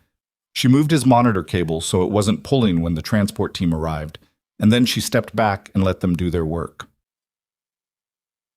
At 2 in the morning, Emily Carter was sitting in the security office on the ground floor, the small, poorly ventilated room with the too bright monitor, writing her formal incident report. This was not a task that had been assigned to her. No one had asked for it tonight. But the reports she'd filed in the past week had become central documents in a federal investigation, and she understood clearly that the report she filed now, while everything was fresh and precise in her memory, would be more useful than anything she constructed tomorrow with distance. She wrote methodically. She did not editorialize. She documented the security assessment she'd conducted on arrival, the vulnerabilities she'd identified, the dates and times of each report she'd submitted, the responses she'd received, and the chronological sequence of the afternoon from the moment she'd received the alert through the final apprehension. She included Patrice's confirmation of the forwarding notification. She included the timing of Voss's removal order relative to the breach. She included the badge system vulnerability and the vendor operative's access. She wrote for an hour and 40 minutes. When she was done, she read it through once, made 2 small corrections, submitted it to the federal investigator's document portal, to the hospital's incident reporting system, and to Rourke's team directly. Then she sat in Otis's broken-arm chair for a few minutes and looked at the too bright monitor and felt, for the first time all day, the specific weight of everything that had happened settling into her body as something that was over. Not resolved, not finished in any clean sense. There were legal proceedings ahead, Garrison's declaration to address, Morrow's testimony to coordinate, her own role in federal documentation that would take months to work through. There was a knee that was going to require attention. There was a staffing pool assignment that had been engineered and would need to be investigated. There were things to sort through carefully that were going to take time. But the immediate danger was done. The patients were safe. The people responsible were in custody or in the system, or in Hale's case, facing a professional review that his documentation record would not survive. She turned off the monitor. The room went dark. She sat in it for a moment, in the dark, not doing anything, just sitting. It was the first time all day that she'd been completely still, without a reason to be otherwise. Yet, the morning arrived the way Silver Creek mornings did in late spring, pale and unhurried, the light coming in through the hospital's east-facing windows at an angle that made even institutional linoleum look almost forgiving. Delaney caught Emily in the main corridor at 6:45, both of them carrying coffee that had come from the same pot and that suggested someone had finally fixed the machine in the staff lounge. "Morrow's statement landed an hour ago," Delaney said. "Full transcript, signed, notarized, submitted to the court record." She took a sip of coffee. "It corroborates your account of the verbal authorization in complete detail. Timeline, location, specific language used." She paused. "He also included an unsolicited addendum." Emily looked at her. "He wrote that your tactical assessment at Carvon represented the best field decision available given the intelligence at the time, and that the outcome, 9 lives extracted safely against 1 loss to secondary medical complications, was within acceptable operational parameters." Delaney said this carefully, giving each part its proper weight. He specifically stated that the secondary complication that caused Hartwell's death would not have been prevented by an extended timeline. Emily held her coffee cup. "He's never said that to me directly," she said. "I know," Delaney said. "He said he should have." The corridor was beginning to come alive around them. Morning shift arriving, the particular energy change of a building resuming its normal rhythm after disruption. People were moving with that slightly heightened awareness that follows institutional trauma, the way everyone moves a little more carefully, holds doors a little longer, makes eye contact. They might not have made the day before. "Garrison's declaration," Emily said. "With Morrow's statement in the record, it collapses," Delaney said. "The authorization discrepancy he built 43 pages around disappears when the authorizing officer states clearly and on the record that he gave verbal approval and that the outcome was within parameters. There's nothing left to prosecute." She paused. "The declaration still becomes part of the federal record. Garrison wanted Carvon documented. It will be documented. But the document will also contain Morrow's rebuttal, your incident report, and the full context of how Garrison's filing came to exist." "Hartwell's name will be in there," Emily said. "Yes." She looked at her coffee. "That part's not entirely wrong," she said. "He should be in the record somewhere." Delaney said nothing to that. She understood the distinction. Harlan Voss was formally arrested at 8:15 in the morning in the administrative wing of Redstone Medical Center by 2 federal marshals who had driven through the night from the regional office. His attorney was present. Voss had spent the night in his office under the quiet supervision of Sabet's team, reviewing documents and periodically making phone calls to the attorney that had become less confident in tone as the hours passed. When the marshals came, Voss stood up from his chair and put on his jacket with the mechanical precision of a man performing the motions of composure he no longer felt. He was read his charges: wire fraud, conspiracy to obstruct a federal investigation, criminal facilitation of a hostage situation through deliberate concealment of known security vulnerabilities, and accessory liability for the events of the breach. The charge list was long. It was read in its entirety. Several staff members were in the administrative corridor when he was walked out. Not because anyone had gathered to watch, it was morning shift, people had places to be, but because the administrative wing had 3 corridors that connected to the main floor, and all 3 were in use, and Voss's path to the building exit went through the broadest one.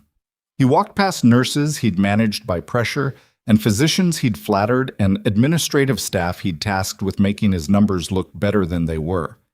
He walked past Patrice Odom, who was standing at the corridor junction with a patient chart, and who looked at him with an expression that was neither triumphant nor sympathetic, just present, witnessing.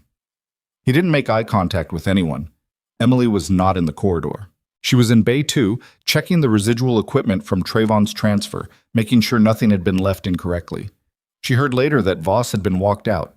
She didn't feel the absence of having seen it. Some things you don't need to watch to know they've happened. Also, Marcus Hale resigned at 9 in the morning. He submitted the letter electronically, which said something about how he wanted to handle it, the preference for distance in the final act. The letter was brief, 4 sentences, no explanation, effective immediately, and it arrived in the inboxes of the hospital board and the medical director's office while Hale was clearing his personal items from his office in the manner of a man who'd made the calculation that staying would be worse. The medical board review that followed his resignation was not brief. The investigation into the medication flag incident, the security huddle, the pattern of dismissive clinical conduct documented in nursing incident reports over 4 years, and the specific sequence of events around Emily's removal produced a finding that took 3 weeks to finalize and ran to 61 pages. The finding recommended suspension of Hale's hospital privileges, pending a full review, referred his conduct in the Trevon medication case to the state medical board, and flagged the broader pattern for a separate inquiry into the hospital's clinical oversight culture. The state medical board took 6 weeks. The result was a formal reprimand, mandatory remediation, and a notation in his professional record that would follow him to every credentialing committee for the remainder of his career. It was not losing his license.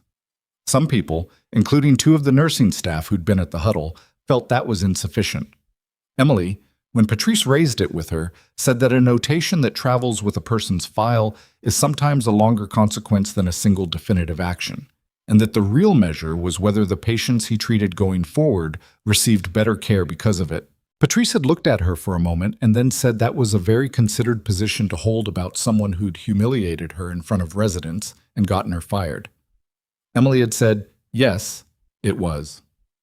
The federal charges against Voss were resolved 7 weeks later with a plea agreement that included 3 years of federal imprisonment, permanent loss of his administrative license, and full financial restitution to the hospital for the operational damage caused by the security failures he deliberately allowed. The plea was not a quiet administrative matter. The U.S. Attorney's Office held a press conference, which was their right, and the specific details of how Redstone Medical Center's director had taken a payment in exchange for suppressing a security warning that led to a hostage situation were aired in the regional news cycle with the thoroughness that those stories receive when they have a clear villain and a documentable chain of events. The front company that had been the financial conduit was seized. The contractor organization connected to the breach team was dismantled through a joint federal operation that took 4 months and resulted in 9 arrests in 3 states. Garrison's additional co-conspirator, the former colleague who'd helped construct the legal declaration, was charged with conspiracy and accepted a cooperation agreement that added further documentation to the federal record of the entire operation. Garrison himself did not plead. He went to trial, which took 8 days, and the jury deliberated for 1 afternoon. The charges included conspiracy to commit kidnapping, procurement of criminal violence, and unauthorized use of classified information in a civil proceeding. The Carvon Declaration, which the court had ruled was filed in bad faith using material Garrison had accessed through means that violated the terms of his separation agreement. Morrow testified on the 2nd day. He was in full-dress uniform, and he answered every question in the direct, unhesitating manner of someone who had decided well before the trial began that the full truth was the only thing he was going to offer. Emily testified on the 4th day. She wore her nursing credentials on a lanyard over a plain dark blazer, which was a choice no one commented on but which several people in the courtroom registered. She answered the prosecutor's questions in the same way she'd answered everything in the aftermath of that day, methodically, precisely, without decoration. The defense attorney spent 40 minutes trying to find inconsistencies in her account of Carvan and found none, because there were none, and eventually shifted to an argument about the emotional nature of the field environment that Emily addressed by describing the specific tactical variables present at each decision point with the patient detail of someone who'd been through it enough times in her own mind that she could narrate it in any direction. The jury spent 1 afternoon deliberating. Garrison was sentenced to 14 years. He looked at her once before the marshals moved him, with an expression that contained a grief so genuine and so ruinous that Emily held the eye contact because looking away felt like it would be its own kind of dishonesty. She thought about Hartwell. She thought about the letter she'd written 7 times. She thought about the fact that grief and culpability could occupy the same person simultaneously without canceling each other out. She hoped, with the measured pragmatism of someone who doesn't deal in clean emotional resolutions, that at some point in the next 14 years, Garrison might find a way to put the grief somewhere that didn't require destroying things around it. She didn't say any of this. She just held the eye contact until the marshals moved. Redstone Medical Center's board appointed an interim director within a week of Voss's arrest and convened a full leadership restructuring review within a month. The review was not gentle. It produced a new administrative team, a completely rebuilt security infrastructure designed by an external firm with the specific brief that the prior protocols had failed comprehensively and that the new one should proceed from that assumption. The security portal was upgraded. The badge readers were replaced. The camera grid was extended to cover every service corridor. The staff incident reporting system was redesigned so that reports filed by any staff member, regardless of seniority or employment duration, were automatically escalated to a review committee rather than a single administrator. This last change had been recommended in the review committee's report because of the documented sequence of events in which a float nurse had filed a security report that had been filtered through a single administrator who had financial incentive to suppress it. The report named the float nurse. It named her with her full title and credentials: Lieutenant Emily Carter, RN, former combat medic and tactical rescue planner, United States Army Special Operations Support, 4 deployments, 12 years of service. The report noted that her credentials had been visible in her personnel file and that no member of Redstone's senior clinical staff had reviewed that file before dismissing her concerns. The report did not say this was ironic. It didn't need to. The government commendation came on a Tuesday, 6 weeks after the trial. It was not a ceremony.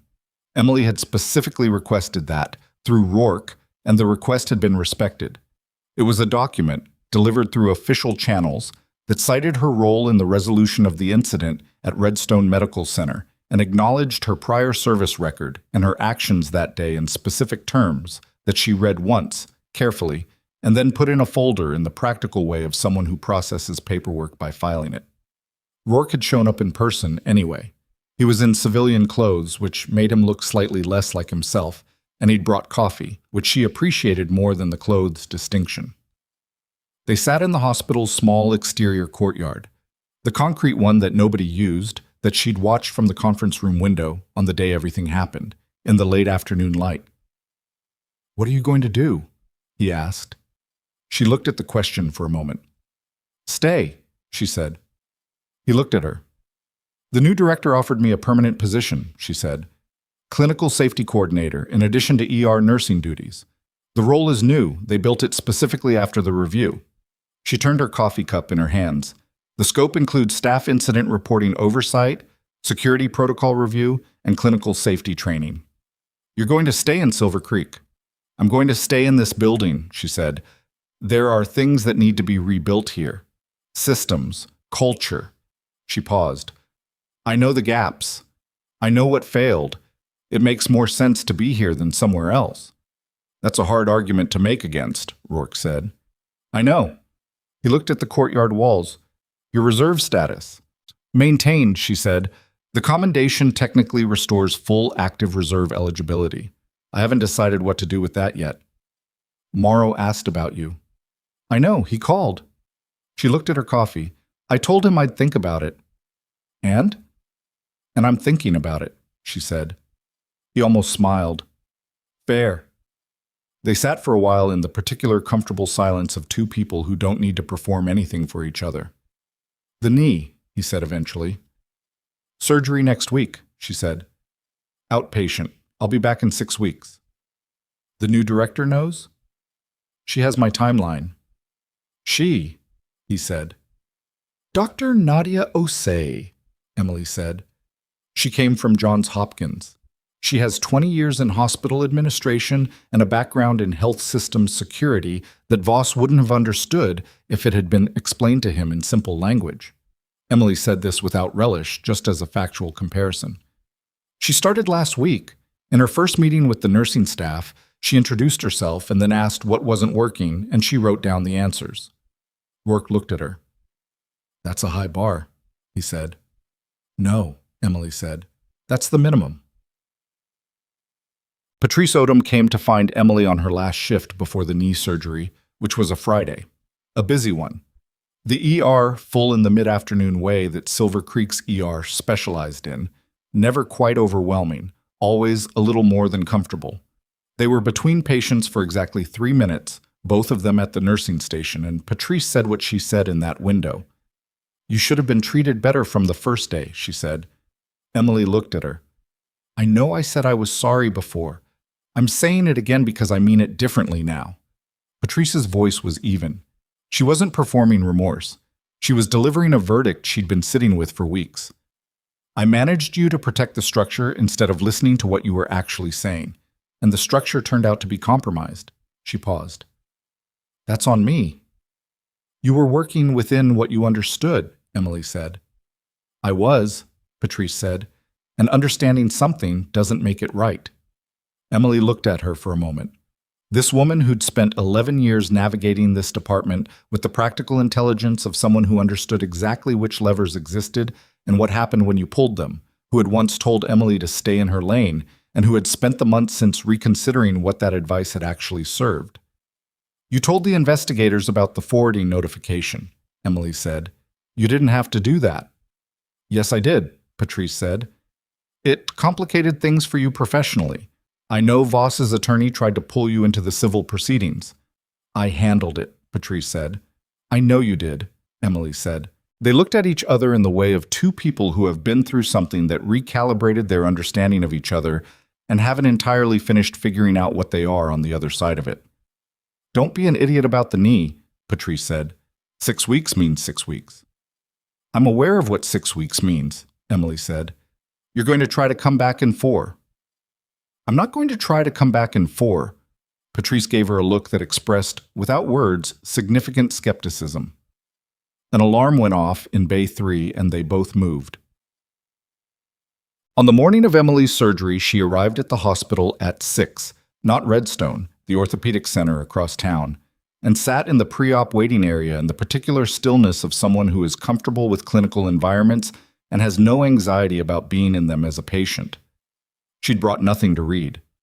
She sat with her hands in her lap and looked at the window, which faced a parking structure, and thought about the things she'd learned about herself in the past few months, which were not the things she would have predicted she needed to learn. She'd learned that leaving a thing, active service, the uniform, the operational world, didn't mean she'd left herself. That what she was, the person who mapped exits and noted badge reader vulnerabilities and flagged medication interactions, wasn't a professional artifact. It was structural. It was how her mind worked regardless of whether anyone authorized it. She'd learned that being dismissed was survivable, and that surviving it quietly, continuing to do the work while the dismissal stood, was sometimes the most tactically sound choice, and sometimes just what happened when you didn't have better options, and that the distinction between those two things mattered. She'd learned that grief could be weaponized, and that understanding why a weapon was built didn't make it not a weapon, and that she could hold compassion for Warren Garrison and still require that the law apply to him without contradiction. That had taken longer. She was still working on the edges of it, and she'd learned this one was the hardest, the one she'd sat with in the dark office at 2 in the morning, and in the orthopedic waiting room, and in every quiet interval between things, that the truth doesn't announce itself. It doesn't arrive with validation already attached. You file the report and it goes into a system, and someone might suppress it, and the building might get breached, and you might get fired, and then, later, with great institutional slowness, the report becomes evidence. The gap between filing the report and the report, meaning anything, can be very long. In that gap, you keep doing the work.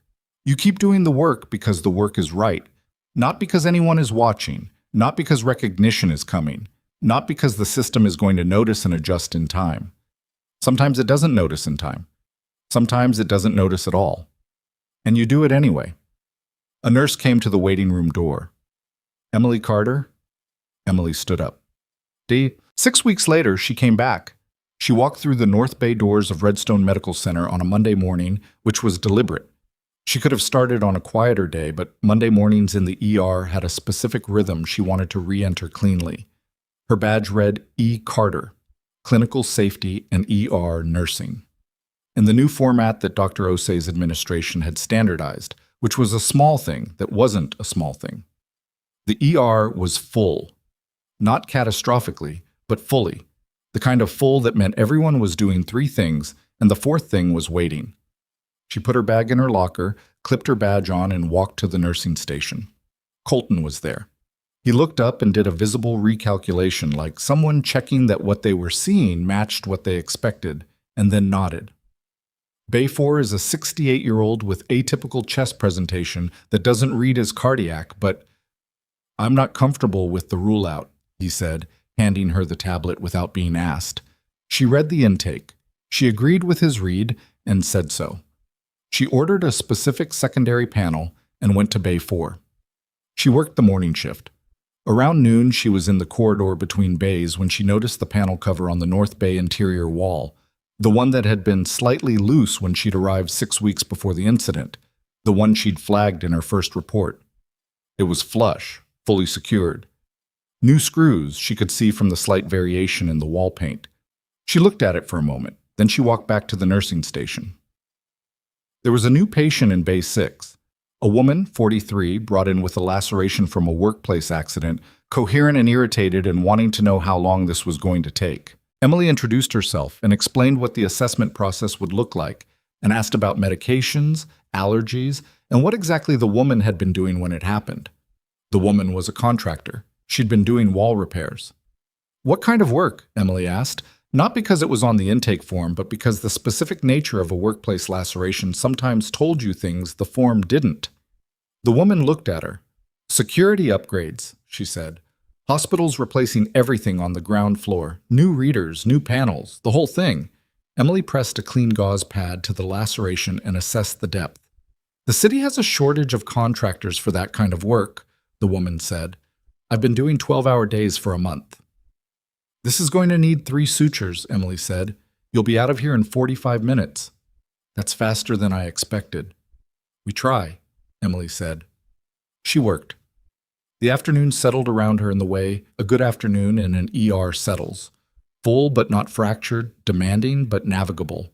The kind of day where things mostly go in the right direction, and the things that don't are caught before they become worse things.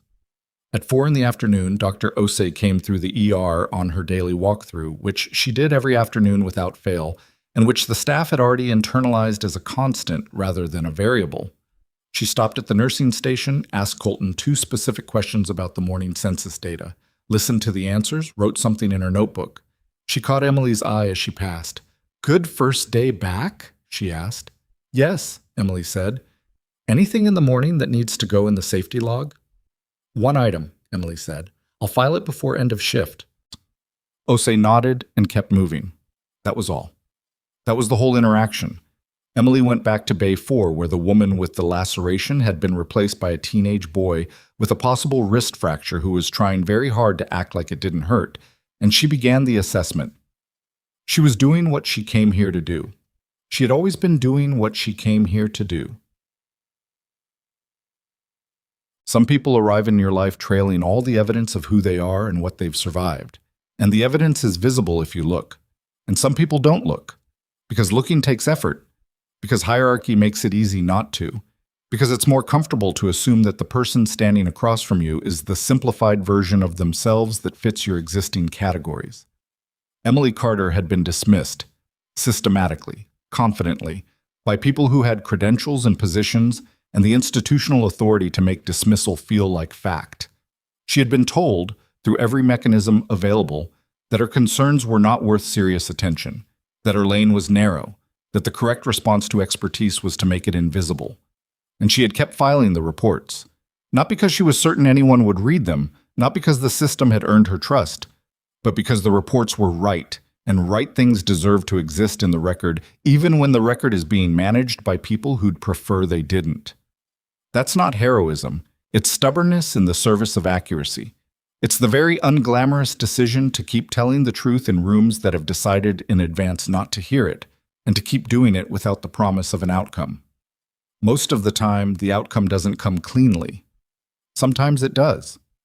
What matters, what actually practically, in the real texture of things matters, is that you don't let the dismissal teach you that you were wrong.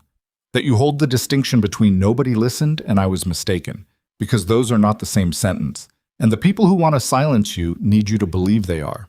Emily Carter walked out of Redstone Medical Center at 7 that evening, her badge clipped to her chest, her knee holding, the shift report filed, the new panel cover flush against the wall in the North Bay. She walked to her car in the parking structure. She sat in it for a moment before starting it, not because she needed to, just because she could. Just because the particular quiet of a shift completed, of patients stabilized and handed off, and the work done to the standard she held it to, was worth sitting in for a minute before driving home. She started the car. She drove.